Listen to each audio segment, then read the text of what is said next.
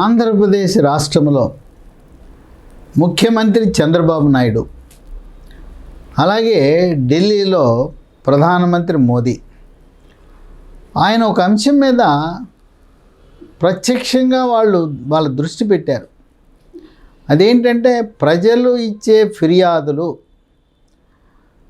వాటి పరిష్కార మార్గాలు ఎంతవరకు ప్రభుత్వం సఫలీకృతం అవుతూ ఉంది ఇచ్చిన ఫిర్యాదులపై అనేది వాళ్ళు నిశితంగా పరిశీలిస్తున్నారు. ఇప్పుడు మనకి ప్రతి సోమవారం ప్రజలకు పౌరులకు ఉండే సమస్యలను కలెక్టర్ కార్యాలయానికి వెళ్ళి ఇబ్బడి ముబ్బడిగా ఫిర్యాదులు పరిష్కారం కోసం ఇస్తున్నారు. వాళ్ళు తీసుకుని రసీదు ఇచ్చేస్తున్నారు. ఇక అంతే సంగతులు. రసీదు, దీని కంప్యూటర్లో పేరు అన్నీ రాస్తారు. కొంతకాలం తర్వాత పరిష్కరించబడింది అని రాసేస్తారు. లేదు, ఇది మా పరిధిలోకి రాదు అంటారు. దీనికి శాసనం చేయాలి, చట్టం చేయాలంటారు. ఈ విధంగా ఈ సోమవారము కలెక్టర్ కార్యాలయంలో వందలు వేల సంఖ్యలో వెళ్ళే వాళ్ళకి నిరాశ, నిస్పృహ ఎదురవుతుంది. ఇది గమనించిన చంద్రబాబు నాయుడు ఆయన ఒక ఆలోచన చేశాడు. ఆయన ప్రస్తుత సచివాలయంలో ఆయన 1వ నెంబర్ బ్లాకులో మొదటి అంతస్తులో ఆయన కూర్చుంటాడు. ఆయన కింద గ్రౌండ్ ఫ్లోర్లో RTGS అని రియల్ టైం గవర్నెన్స్ అని పెట్టుకున్నారు. మొత్తం అరిచేతిలో ఆండ్రాయిడ్ ఫోన్తో పరిపాలన చేయాలని, దాన్ని మానిటరింగ్ చేయడానికి ఒక పెద్ద టీంని, కంప్యూటర్లు, స్క్రీన్లు, కమాండ్ కంట్రోల్ రూమ్ అన్నీ పెట్టాడు. ఆయన చంద్రబాబు నాయుడు ఆయన్ని కలిసినా, మనకు సహజంగా ఆంధ్రప్రదేశ్లో ఎవరైనా ముఖ్యమంత్రిని కలిస్తే పరిష్కారం అయిపోతుంది. మన ఫిర్యాదు ఆయన చేయి కంటిందంటే, ఆయన చేతిలో ఇచ్చామంటే ఫిర్యాదు పరిష్కరించబడుతుంది. కలెక్టర్ కార్యాలయాలకు వెళ్తే అంతే సంగతులు. కనుక ప్రతి ఒక్కరూ ముఖ్యమంత్రి చంద్రబాబు నాయుడిని శనివారం నాడు మంగళగిరిలో ఉండే తెలుగుదేశం ప్రధాన కార్యాలయంలో అక్కడ కలిసి ఆయన చేతికి ఇవ్వాలని తాపత్రయపడుతుంటారు. ఆయన్ని కలవటం అందరికీ సాధ్యపడదు. ఎక్కడి నుంచో జిల్లాల నుంచి 1000 ప్రయాసాలకు వచ్చి డబ్బు ఖర్చు పెట్టుకుని ఆయన కలవాలి. అసలు అలా లేకుండా చంద్రబాబు నాయుడిని ముఖ్యమంత్రిని కలిసి ఆయన చేతిలో మన అర్జీ, మన సమస్యని పెడితే ఏ విధమైన పరిష్కారం లభిస్తుందో దాన్ని మన చేతిలో ఉండే ఆండ్రాయిడ్ ఫోన్లోనే మనం చేసుకునే విధానాన్ని చంద్రబాబు నాయుడు రూపొందించాడు. దాని పేరు PGRS పోర్టల్. PGRS అనగా పబ్లిక్ గ్రీవెన్స్ రిడ్రెసల్ సిస్టమ్. ఇది మన గూగుల్ బార్లో కొట్టగానే PGRS అంటే వచ్చేస్తుంది. PGRS ఆంధ్రప్రదేశ్ అంటే వచ్చేస్తుంది. దాంట్లో సవివరముగా మన సమస్యని పోర్టల్లో పొందుపరిస్తే ఇది చంద్రబాబు నాయుడు దృష్టికి వెళ్ళిపోతుంది. కనుక మనం వ్యయ ప్రయాసలు లేకుండా చంద్రబాబు నాయుడిని కలిసి చేతిలో పెడితే ఎటువంటి ఫలితము మనకు వస్తుందో ఈ PGRS పోర్టల్లో మనం నమోదు చేయటం ద్వారా మనకు అటువంటి ఫలితం లభిస్తుంది. కనుక మాకు చదువు రాదండి, PGRS ఏంటంటే, మీరు అక్కడ ఒక కంప్యూటర్ సెంటర్కో, ఈ సేవ, మీ సేవ, కామన్ సర్వీస్ సెంటర్కి వెళ్ళండి. వాళ్ళకు 10-20 రూపాయల సర్వీస్ ఫీజు ఇవ్వండి, ఏదో సేవ చేసినందుకు, మనకు సహాయపడినందుకు. ఇచ్చి మీ ఫిర్యాదుని దాంట్లో ఆ పోర్టల్లో పొందుపరచండి. మీ సెల్ నంబరు, మీకు మెయిల్ ఐడి ఉంటే మెయిల్ ఐడిని పెట్టండి. మీకు సమాధానం వస్తుంది. సమాధానం వచ్చినప్పుడు మీరు సంతృప్తిగా లేరు, మీరు మాకు సంతృప్తి కలగలేదు, నాట్ సాటిస్ఫైడ్ అని పెట్టండి. ఆ ఫిర్యాదు పరిష్కరించినట్టుగా పరిగణలోకి తీసుకోకుండా మళ్ళీ దాన్ని పై అధికారికి పంపిస్తారు. తర్వాత ఏం జరుగుతుందనే సమాచారం మీకు వస్తుంది ఎప్పటికప్పుడు. ఇంకోటి ఏంటంటే, మీరు ఫిర్యాదు దాంట్లో చేయగానే మనకు ఒక యునీక్ ఐడి నెంబర్ వస్తుంది. అది రాసి పెట్టుకోండి. మళ్ళీ మనము గూగుల్లోకి వెళ్ళి ఐడి నెంబర్ వేయగానే మనం ఇచ్చిన ఫిర్యాదు, మనం ఇచ్చిన సమస్య ఎక్కడ ఉన్నది, ఏ దశలో ఉన్నది, ఎవరి దగ్గర ఉన్నది అనేది కూడా తెలిసిపోతుంది.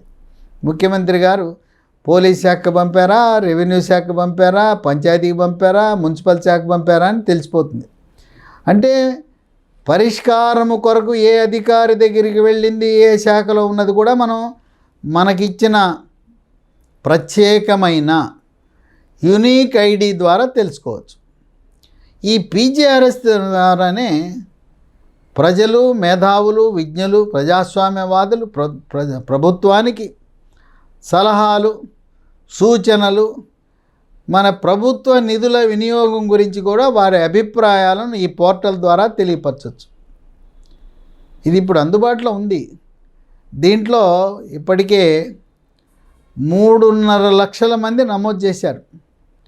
ఈ 3.5 లక్షలో 2 లక్షల మందికి ఇప్పటికే సమస్య పరిష్కారమైంది. ఇక్కడ అధికారులు మేము పరిష్కరించకుండానే పరిష్కరించామని రాయటానికి అవకాశం లేదు. చంద్రబాబు నాయుడు ఆయన ఈ ఆర్టీజీ అనే విభాగంలో వారానికి కనీసం 3 గంటలు కూర్చుని ప్రజలు సమస్యలు ఈ పీజీఆర్ఎస్లో ఎన్ని పెట్టారు, ఎన్ని పరిష్కరించారని కొన్ని ఆయనే ఓపెన్ చేసి, ఇదిగో ఈ ఊరు ఆయనకి, ఆయన ఫిర్యాదు ఇది, ఆయన సమస్య ఇది, ఏం చేశారని ఆయనే చూస్తారు. కనుక అధికారులకు కొంత భయం ఉన్నది. ఇది రాష్ట్రంలో జరుగుతున్న ప్రజా సమస్యల పరిష్కారానికి ఈ ప్రయత్నం అయితే, ప్రధానమంత్రి మోదీ కూడా అంత సీరియస్గానే ఆయన ఢిల్లీలో కూర్చుని దేశవ్యాప్తముగా కేంద్ర ప్రభుత్వ శాఖలకు సంబంధించిన సమస్యలు, ఫిర్యాదులే కాక ప్రధానమంత్రిగా కేంద్ర ప్రభుత్వం రాష్ట్రాల శాఖలలో ఉండే సమస్యలను కూడా వారు స్వీకరిస్తున్నారు. అంటే మన రాష్ట్రంలో ఉండే రెవెన్యూ, పోలీసు, మున్సిపల్, పంచాయతీరాజు, విద్యాశాఖ, వైద్యశాఖ సమస్యలను మనం ప్రధానమంత్రి మోదీ దృష్టికి కూడా తీసుకురావచ్చు. అది గూగుల్ బార్లో CP grams, centralised public grievance redressal and monitoring system, షార్ట్కట్లో సిపి గ్రామ్స్ GRAMS కొడితే ఇది 3 వారాల లోపల మీకు సమాధానం వస్తుంది. దీంట్లో మీ సెల్ ఫోను, ఈమెయిల్ కూడా ఇవ్వండి. వచ్చిన సమాధానం కేంద్ర ప్రభుత్వం, అది రాష్ట్ర ప్రభుత్వ శాఖలకు సంబంధించింది అయితే కలెక్టర్లకు వెళ్తుంది, పోలీస్ అయితే ఆ జిల్లా ఎస్పీకి వెళ్తుంది, లేదా నగర కమిషనర్కి వెళ్తుంది. రాష్ట్రాలలో పనిచేసే IAS, IPS అధికారులందరూ కూడా కేంద్ర ప్రభుత్వము నియమించిన అధికారులే.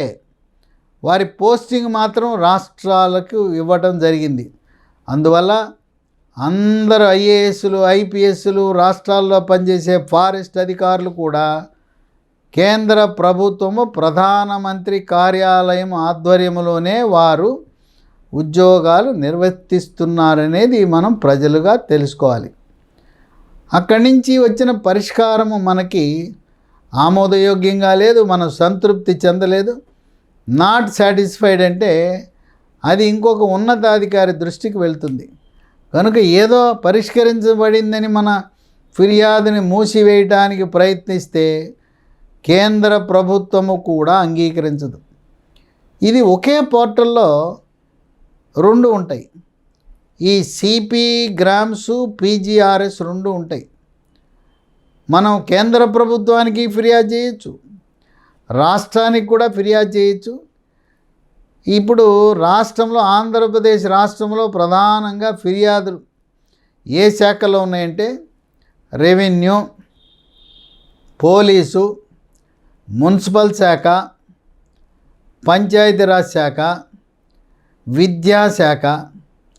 ఇక సంక్షేమ శాఖలో అక్కడ స్కాలర్షిప్లు, వాటి సమస్య, ఫీజు రీయింబర్స్మెంటు, అట్లాగే వైద్యారోగ్య శాఖ. ఇవి ఈ శాఖల్లో ఎక్కువగా ప్రజలకు సమస్యలు ఉన్నాయి.